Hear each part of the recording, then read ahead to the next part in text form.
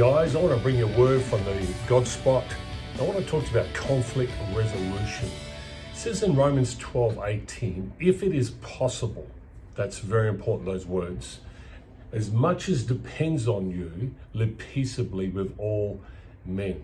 So you're dealing with conflict and you're feeling some tension with someone you work with or someone you even go to church with or even in the family. Well, let me just say this, join the club. Join the human race. It's a problem we all face. So instead of lingering on it and not addressing it because the stakes are too high, I am convinced that we will not grow, we will not thrive unless we learn how to deal with conflict in our lives. So the first thing you need to realize is you're not alone. The recent survey said that 70% of people say that who are going to work today that they don't like their job. The question is, why don't they like their job?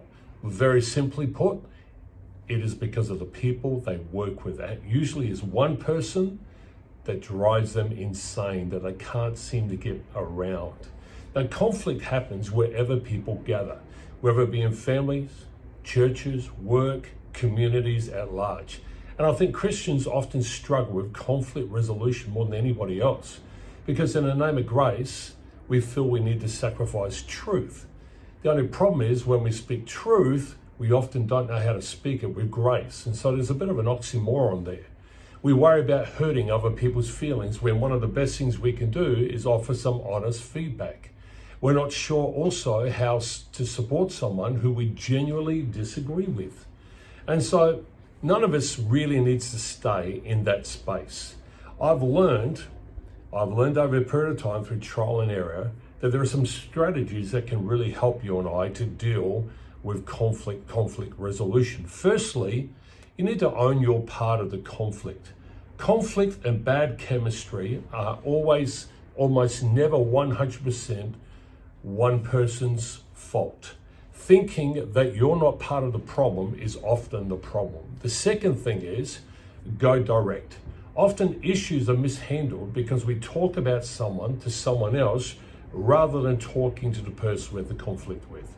Thirdly, believe the best in others. Instead of jumping to conclusions and accusations, take a moment to pause and think about it. Just maybe, if you really know that person, they're not like you think they are. Fourth, explain.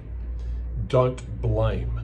So, how you talk to a person you're struggling with is where many people struggle. And these conversations go sideways because what we want to do is just blame the person. Instead of speaking about the activity, the thing that was done that offended us, we have a go at the person and blame them. And that will never resolve the conflict. Fifthly, be specific. Deal with facts. Don't go in with feelings. Just because you feel something doesn't make it true. Go in with the facts. So look, this is what you did, and this is how I felt. Can you please explain? And if you deal with the facts often, you can deal with the problem a lot quicker and a lot better. Number 6, tell them you want things to get better.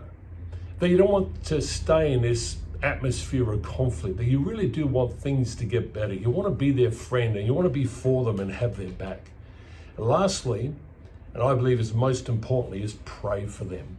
Now, I know this sounds rather trite, but it's not. Don't pray about them, pray for them. You know, it's almost impossible to stay angry with someone when you pray for them.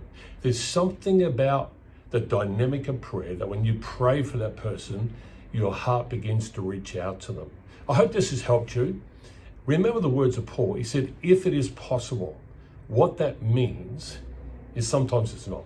Sometimes we can resolve a conflict, other times we cannot, which means there are going to be times you're going to have to live with unresolved conflict. But how you manage responding to that is very important. Be responsible for your actions, be forgiving, and learn to move on. I hope this helps you, blesses you. Hit the like button and share it with someone else. Thanks for tuning in.